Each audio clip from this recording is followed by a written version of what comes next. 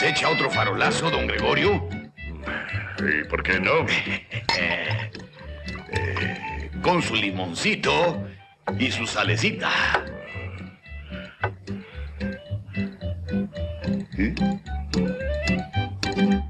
29 de junio de 1973 no fue solo el día en que México perdió a uno de los hombres que más risas le regaló a su historia. Fue el momento exacto en el que comenzó una tragedia silenciosa que casi nadie se atrevió a contar, mientras los periódicos anunciaban con letras negras la muerte de Tintán, mientras el país entero recordaba al pachuco irreverente, al genio del humor, al ídolo inmortal del cine de oro. En una habitación apartada se firmaba un documento tan breve como devastador, un testamento sin dinero, sin propiedades, sin futuro. En ese instante, la risa se apagó puertas adentro, y sus hijos entendieron que el apellido que hacía reír a millones sería, para ellos, una condena. Porque detrás del mito, de los aplausos y de las películas en blanco y negro que siguen pasando de madrugada, se escondía una verdad incómoda. El hombre que lo tuvo todo frente a las cámaras murió sin poder dejar nada a su propia sangre. ¿Cómo es posible que más de 100 películas, contratos internacionales, doblajes históricos y décadas de fama terminaran convertidos en deudas, pleitos legales y olvido? ¿Quién se quedó con el dinero? ¿Por qué los hijos de uno de los ídolos más grandes del cine mexicano crecieron sin recibir un solo peso de su legado? Y, sobre todo, ¿por qué durante años nadie quiso hablar de esto? Esta no es la historia que te contaron en los homenajes ni en los programas especiales. Es la que se escribió en los márgenes, en documentos extraviados, en demandas interminables y en silencios familiares que duraron décadas. Una historia donde el apellido Valdez no abre puertas.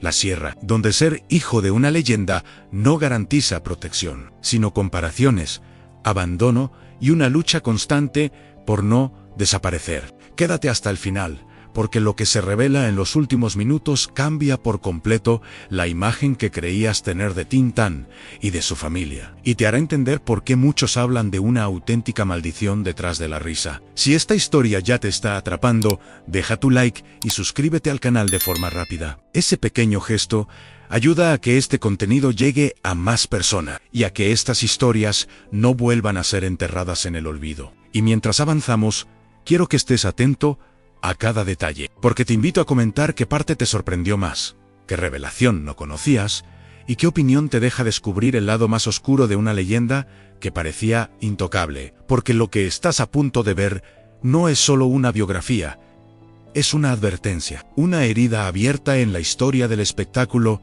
y una verdad que pocos se atrevieron a mirar de frente. Y la última revelación lo cambiará todo. La historia de la ascensión de Germán Valdez no comienza con luces, alfombras rojas, ni contratos millonarios. Comienza con polvo, hambre y una intuición casi instintiva para convertir la adversidad en risa. Nacido en una familia numerosa y humilde, Germán creció observando, imitando y absorbiendo el lenguaje de la calle, los gestos de los vendedores ambulantes, el ritmo de los barrios fronterizos y la picardía de quienes sobrevivían con ingenio más que con recursos. Desde muy joven entendió algo fundamental.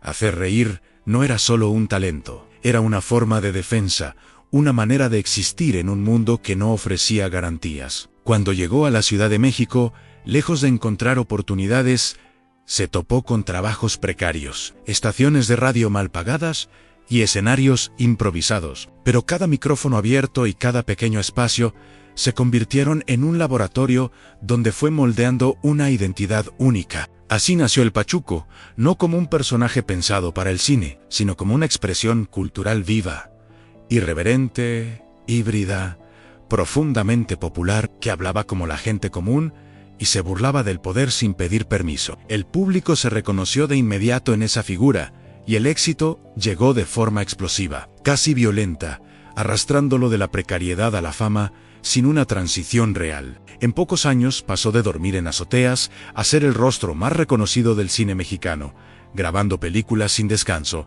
aceptando proyectos en cadena, viajando, cantando, improvisando y sosteniendo todo con un carisma que parecía inagotable. Pero mientras su nombre crecía en Marquesinas y su voz se volvía parte del ADN cultural de México, había algo que nunca creció con él: la noción de estructura, de previsión, de negocio. Tintan nunca se pensó como una empresa ni como una marca, se pensó como un artista puro, casi ingenuo, convencido de que el talento y el aplauso eran suficientes para sostener el futuro. Firmaba contratos sin leer, confiaba en intermediarios, cedía derechos sin imaginar consecuencias y aceptaba acuerdos verbales en una industria que ya comenzaba a profesionalizarse y a proteger intereses ajenos. Para él, el dinero era un trámite incómodo y pasajero, algo que llegaba y se iba con la misma facilidad que una carcajada, porque su verdadera recompensa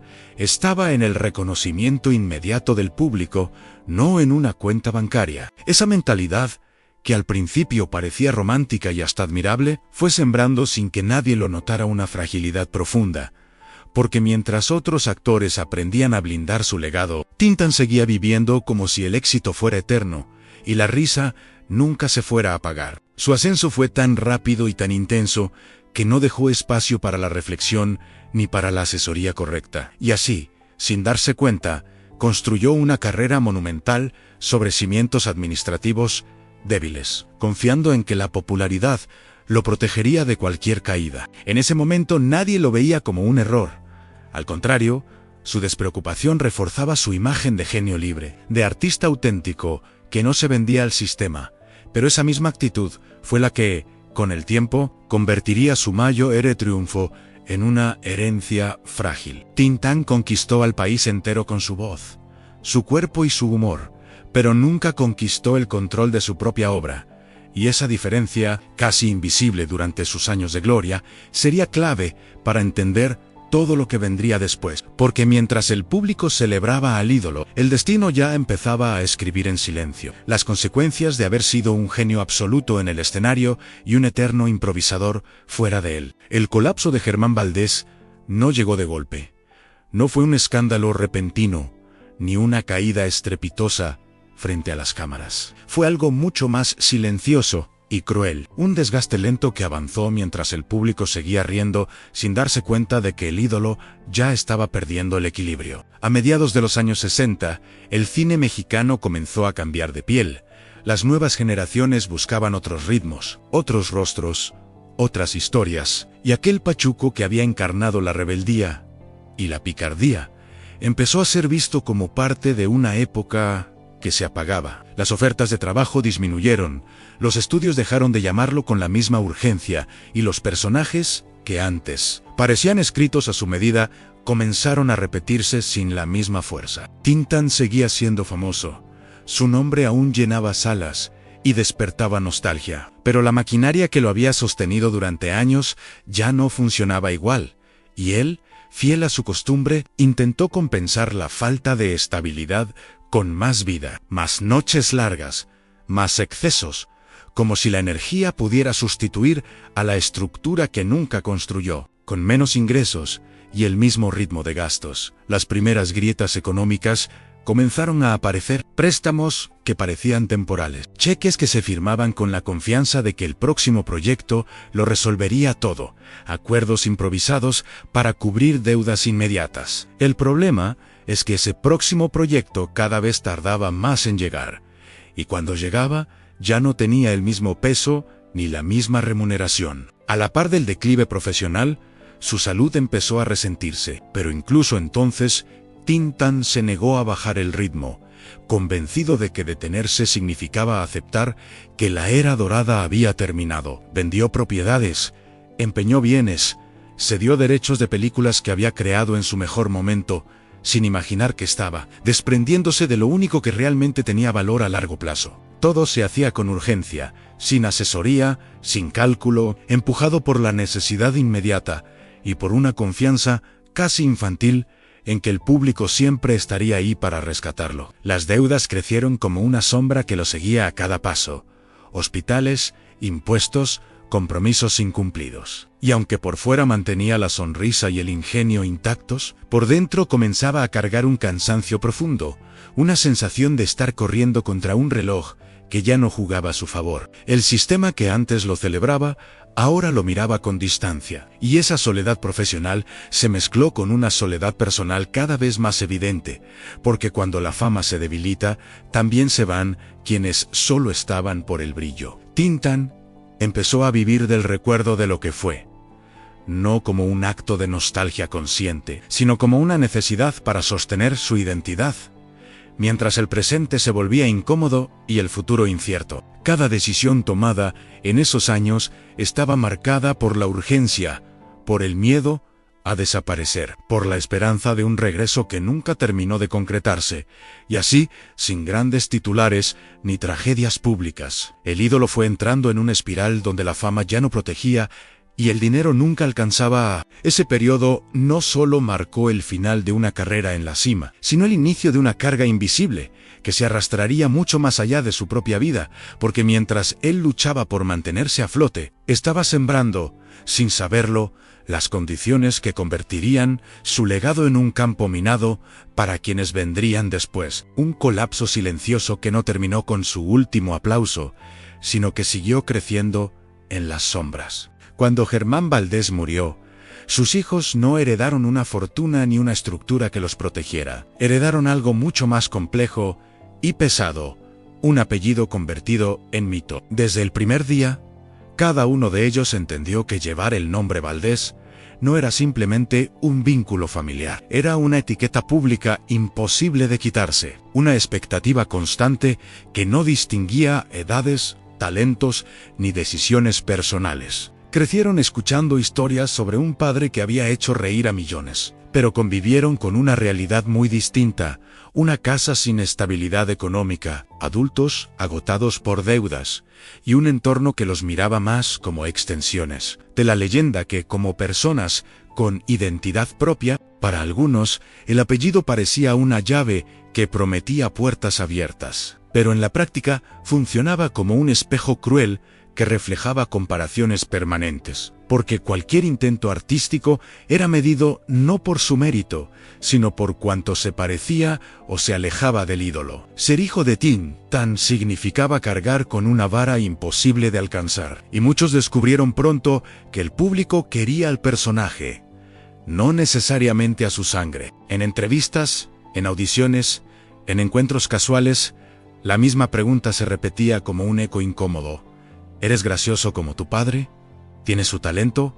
¿Puedes llenar su lugar? Esa presión silenciosa fue moldeando decisiones, alejando sueños y empujando a varios a buscar caminos fuera del espectáculo. No por falta de vocación, sino por supervivencia emocional. Otros intentaron mantenerse cerca del legado, convencidos de que honrar el nombre era una forma de mantener vivo al padre, pero se encontraron con un mundo que los aceptaba solo como referencia, nunca como protagonistas. El apellido Valdés se volvió una sombra omnipresente, demasiado grande para ignorarla y demasiado pesada para sostenerla, porque mientras el público celebraba la memoria del comediante, los hijos lidiaban con el lado menos romántico de la fama heredada, la ausencia de derechos claros, la falta de ingresos constantes y la sensación de haber nacido dentro de una historia que ya estaba escrita. Incluso en la vida cotidiana, fuera de cámaras y escenarios, el nombre generaba expectativas ajenas, curiosidad invasiva y juicios injustos, como si cada uno estuviera obligado a representar un papel que nunca eligió. Con el paso de los años, el peso del apellido no se hizo más liviano. Al contrario, se transformó en una carga emocional que marcó relaciones, oportunidades y silencios familiares. Porque hablar del padre era, al mismo tiempo, un acto de orgullo y una herida abierta. Algunos hijos aprendieron a convivir con esa dualidad, otros optaron por el anonimato como única forma de paz. Pero ninguno pudo escapar del todo a la sensación de vivir bajo una lupa constante, donde el pasado brillaba tanto que opacaba cualquier presente posible. Así, el sobrenombre que debía ser un legado se convirtió en una prueba diaria, un recordatorio permanente de que la fama no se hereda de forma justa, y que el reconocimiento público no garantiza protección ni futuro. Esta etapa, marcada por identidades fragmentadas y expectativas imposibles, fue el terreno donde se sembraron conflictos internos, frustraciones y decisiones que más adelante tendrían consecuencias profundas. Porque el verdadero desafío de los hijos de Tin Tan no fue estar a la altura de la leyenda, sino aprender a existir sin desaparecer dentro de ella. La guerra judicial que siguió a la muerte de Germán Valdés no comenzó con grandes titulares ni con declaraciones explosivas. Comenzó con visitas incómodas a oficinas frías, con carpetas desgastadas bajo el brazo y con la esperanza persistente de que alguien, en algún despacho, reconociera que detrás del mito existía una familia real con derechos legítimos. Con el paso de los meses, los hijos y la viuda descubrieron que la fama del ídolo no significaba absolutamente nada cuando se trataba de papeles, registros y cláusulas legales, porque gran parte de las películas, doblajes y apariciones del comediante estaban en manos de empresas que habían aprendido a moverse mejor en los laberintos administrativos que el propio artista en vida. Cada retransmisión en televisión, cada proyección en cines de barrio y cada repetición nocturna confirmaban una paradoja dolorosa a la imagen de Tin Tan. Seguía generando dinero, pero ese dinero no regresaba a su sangre. Así comenzó una lucha desigual, larga y agotadora, en la que la familia intentó recuperar derechos de exhibición, de imagen y de autor, sin contar con los recursos económicos ni el respaldo institucional necesario para enfrentarse a corporaciones sólidas y protegidas por décadas de contratos ambiguos. Los procesos legales se extendían durante años, acumulando gastos, desgaste emocional y una frustración constante, porque cada pequeña victoria era compensada con nuevas trabas, apelaciones interminables y montos simbólicos que apenas alcanzaban para cubrir honorarios legales. El sistema, que tanto había celebrado al artista cuando llenaba salas, ahora parecía no tener espacio para quienes pedían algo tan básico como reconocimiento y respeto. Y ese abandono institucional se sentía como una segunda muerte, más lenta y silenciosa. Archivos originales se perdieron, negativos se deterioraron por falta de conservación adecuada y documentos clave desaparecieron entre despachos y cambios administrativos, como si la historia cultural de un país pudiera disolverse sin consecuencia. La familia tocó puertas en instituciones culturales, televisoras y organismos públicos, recibiendo homenajes, aplausos y discursos emotivos, pero muy pocas soluciones reales, porque preservar la memoria parecía importante solo en el discurso, no en la práctica. Cada intento por ordenar el legado terminaba chocando contra la misma pared en la burocracia, la falta de presupuesto y la indiferencia de un sistema que idolatra a sus figuras del pasado mientras ignora a quienes cargan con sus restos. Con el paso del tiempo, esa guerra judicial dejó de ser solo una pelea por dinero y se transformó en una lucha por dignidad, por evitar que el nombre del comediante quedara reducido a un producto explotado sin contexto ni responsabilidad. El olvido institucional fue tan devastador como las deudas, porque significó aceptar que el país que seguía riendo con sus películas no estaba dispuesto a proteger su legado de forma justa. Esa etapa consolidó una sensación amarga entre los herederos, la de ser espectadores de una historia que les pertenecía, pero que otros controlaban. Una batalla en la que cada avance parecía confirmar que el sistema estaba diseñado para favorecer a quienes registraron papeles, no a quienes crearon la magia. Así, entre juicios prolongados, restauraciones inconclusas y promesas incumplidas, el apellido Valdés quedó atrapado en un limbo legal y emocional, preparando el terreno para un desgaste aún mayor, porque cuando la justicia se vuelve inaccesible y la memoria se convierte en mercancía, el silencio empieza a ocupar el lugar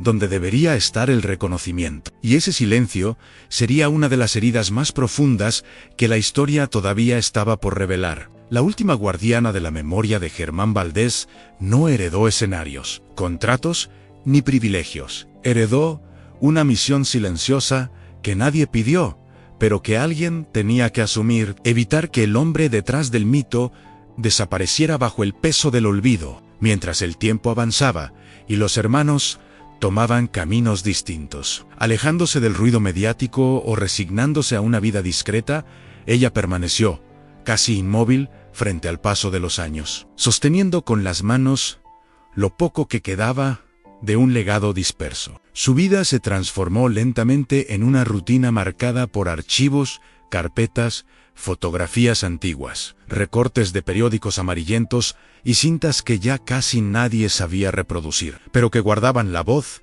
los gestos y la risa de un padre que el mundo seguía celebrando sin conocer realmente. No fue una decisión impulsiva ni heroica, fue una necesidad íntima, casi visceral, nacida del miedo a que la historia oficial terminara borrando al hombre real, al ser humano frágil que existía detrás del pachuco irreverente. Cada entrevista o conseguida o cada homenaje al que asistía, cada proyección especial era una mezcla de orgullo y cansancio, porque sabía que su presencia era simbólica, pero también entendía que, si ella no estaba ahí, nadie más lo estaría. Con el paso de los años, su rol dejó de ser el de hija y se convirtió en el de custodio, archivista y defensora de una memoria que el sistema cultural no supo proteger por sí solo, mientras las instituciones hablaban de legado y patrimonio. Ella lidiaba con la realidad cotidiana de mantener vivo un nombre sin recursos, sin apoyo constante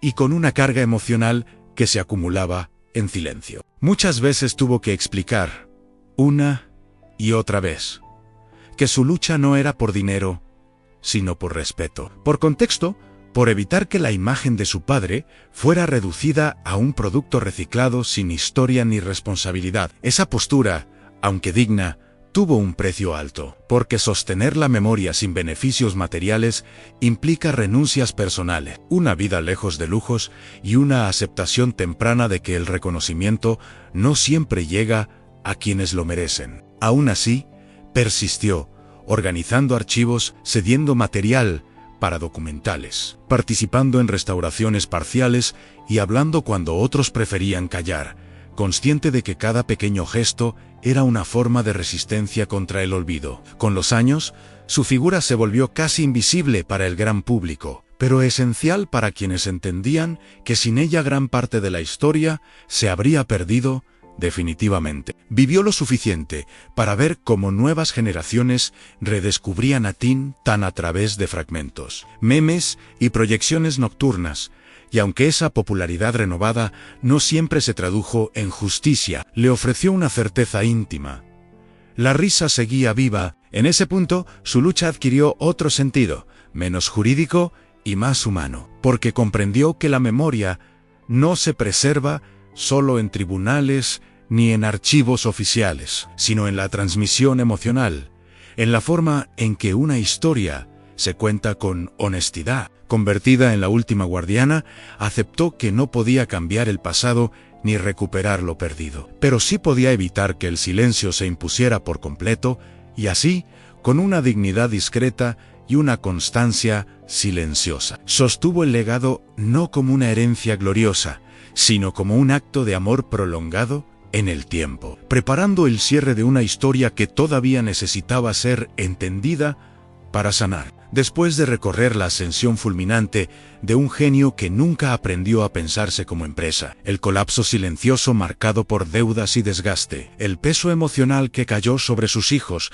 y la larga guerra judicial contra un sistema indiferente, queda claro que la llamada maldición del apellido Valdés nunca fue mística ni inevitable. Fue humana, estructural y profundamente cultural. Tin Tan hizo reír a un país entero, pero confió demasiado en que el amor del público bastaría para proteger a los suyos, y esa confianza, tan noble como ingenua, dejó a su familia navegando sola entre recuerdos, pleitos y silencios. Sus hijos no fracasaron por falta de talento ni por desinterés, sino porque heredaron un nombre gigantesco, sin las herramientas necesarias para sostenerlo, y porque el mismo sistema que celebró al ídolo no supo o no quiso hacerse responsable de su herencia humana. La última guardiana de la memoria entendió algo que da sentido a toda esta historia, que el verdadero legado no está en los contratos ni en los tribunales, sino en la manera en que se cuenta la verdad completa, sin romanticismos ni ocultamientos. Recordar a Tin tan solo como el pachuco eterno es quedarse con la mitad de la historia. Recordarlo como un hombre brillante, vulnerable, desordenado y profundamente humano, permite comprender por qué su risa sigue viva y por qué su familia cargó con tanto peso. Esta historia no busca destruir un mito, busca completarlo, porque solo al aceptar que detrás de la carcajada hubo errores, cansancio y abandono, se puede transformar la tragedia en aprendizaje. El apellido Valdés no fue una condena escrita por el destino, fue el reflejo de una industria que no protege a sus creadores y de una fama que promete inmortalidad, pero rara vez garantiza justicia. Y quizá esa sea la enseñanza final más poderosa. La risa puede atravesar generaciones, pero la memoria solo sobrevive cuando alguien se atreve a cuidarla, a contarla y a no permitir que el silencio tenga la última palabra. Si esta historia te removió algo por dentro, deja tu like ahora mismo. Ese pequeño gesto ayuda a que este contenido llegue a más personas y a que estas historias no vuelvan a quedar enterradas en el olvido. Suscríbete al canal para seguir descubriendo relatos profundos, humanos y reales detrás de las grandes figuras del espectáculo. Historias que casi nadie se atreve a contar completas.